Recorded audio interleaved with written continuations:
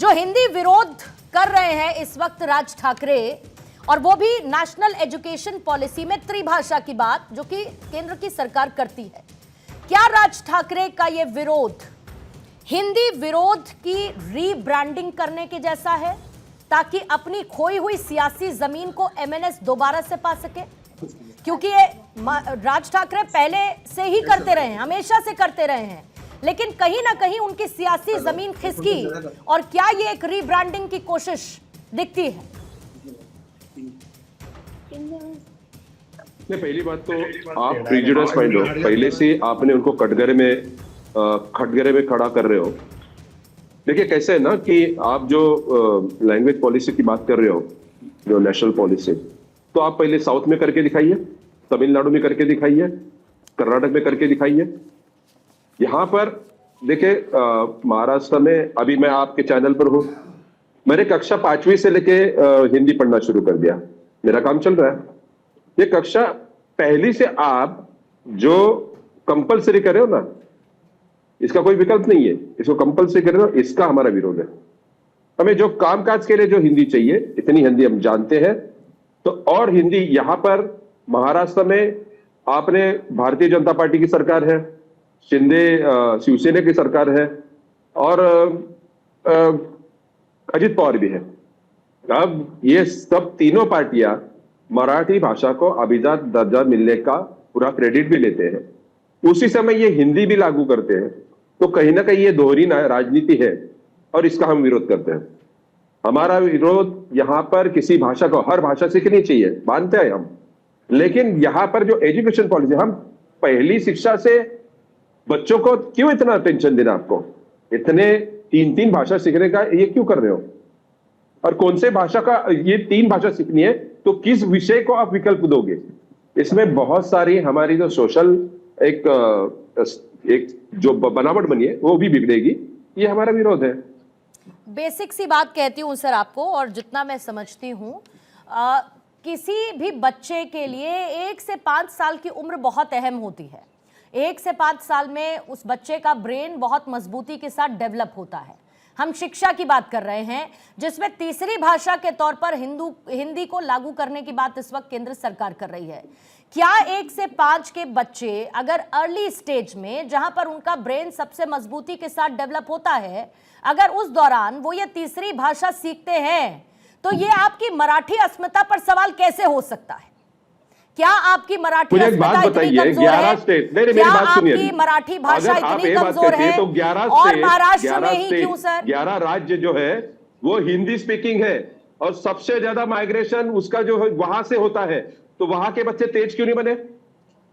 यहां पर भाषा का देखिए, ये जो अब जो दुनिया चल रही है ना, ये साइंस पे चल रही है, मैथमेटिक्स पे चल रही है। अब ये भाषा पहली कक्षा से पढ़ाकर कौन सा, मतलब ये 11 स्टेट है ना आपके पास हिंदी स्पीकिंग, तो सबसे ज्यादा माइग्रेशन कहां होता है? उत्तर प्रदेश, बिहार, छत्तीसगढ़, झारखंड, उत्तरांचल, सब जगह से माइग्रेशन होता है। तो वहां के बच्चे तेज क्यों नहीं हुए? तो रोजगार और व्यवसाय करने के लिए आप मुंबई, बैंगलोर, अहमदाबाद में क्यों जाते हो?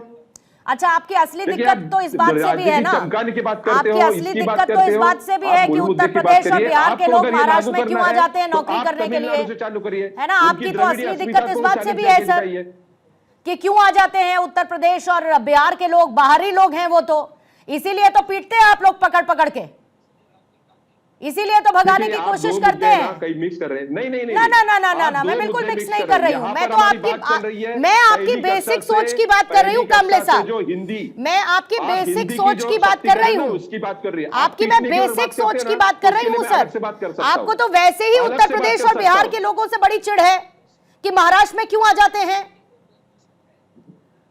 तो मैं सवाल आपसे पूछता हूँ, क्यों आ जाते हैं? क्यों नहीं आएंगे? प्रधानमंत्री महाराष्ट्र क्या किसी और सऊदी अरेबिया में है? महाराष्ट्र सऊदी अरेबिया में है क्या? संसाधन कहां पर है? बिहार, उत्तर प्रदेश, महाराष्ट्र सऊदी अरेबिया में है क्या? और कामले साहब इजाजत देंगे तब उत्तर प्रदेश और बिहार के लोग महाराष्ट्र की धरती पर कदम रखेंगे क्या? कौन हो गए कामले साहब? कौन हो गए राज ठाकरे? उत्तर प्रदेश, बिहार के जो राज्य, ये देश विविधता से चलता है सर, और यहाँ पर किसी को किसी भी राज्य में जाने का अधिकार है। ये हेमंत कुमार कांबले या फिर राज ठाकरे तय करेंगे कि महाराष्ट्र में कौन आएगा और कौन नहीं? ये आप तय करेंगे?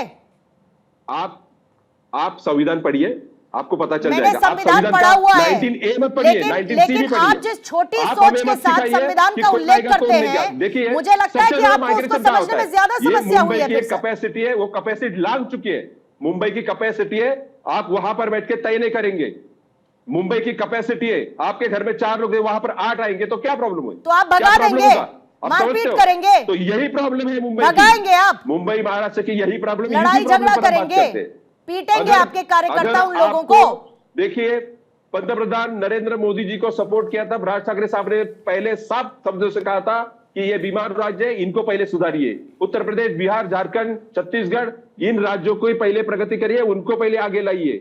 हमारा ये ताकि वो लोग दूसरे जगह पर नहीं जाए। इतनी साफ पॉलिसी है, उसके बावजूद अगर आपको राज ठाकरे और मन से अगर दोषी लगते हैं तो आपकी ये सोच है। आप तय करेंगे सर, आप तय करेंगे कि कौन महाराष्ट्र आएगा और कौन महाराष्ट्र नहीं आएगा। महाराष्ट्र की कैपेसिटी कितनी है और कितनी नहीं है। तो मैंने पूछा ना आपसे सवाल कि महाराष्ट्र सऊदी अरेबिया में है क्या?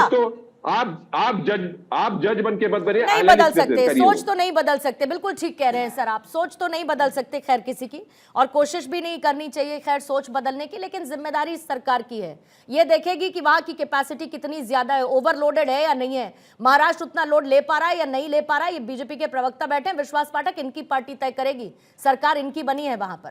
विश्वास पाठक जी, आपके पास आना चाहूंगी।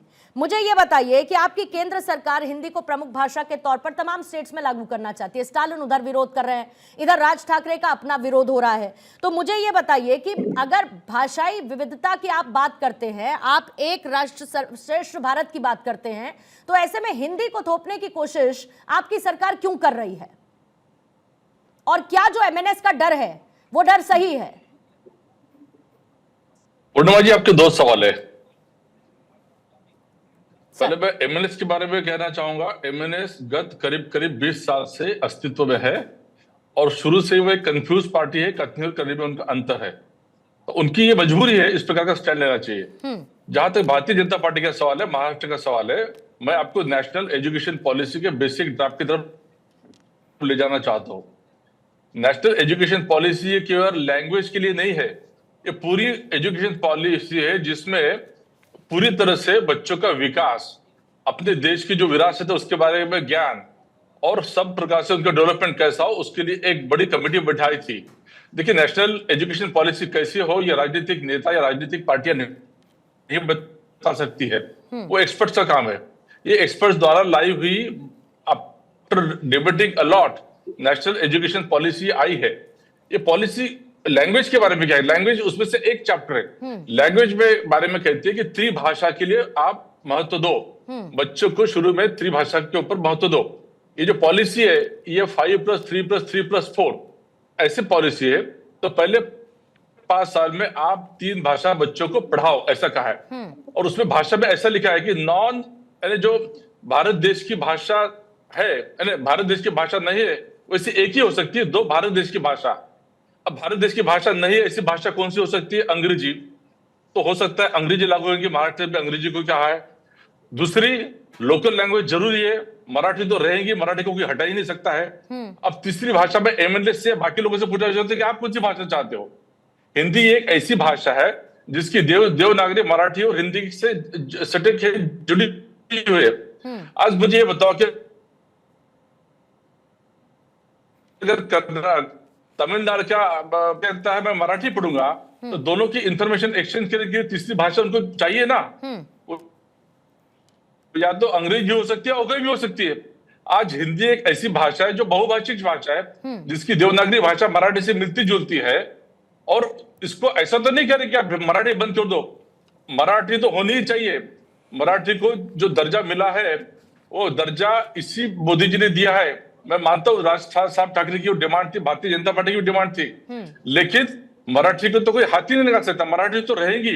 मराठी को बिना हाथ लगाए अगर ज्यादा कोई भाषा पढ़ी जाती है तो उसमें दिक्कत क्या है? लोग तो जर्मन पढ़ रहे, जापानी पढ़ रहे, चाइनीज पढ़ रहे, दुनिया भर की भाषा पढ़ रहे।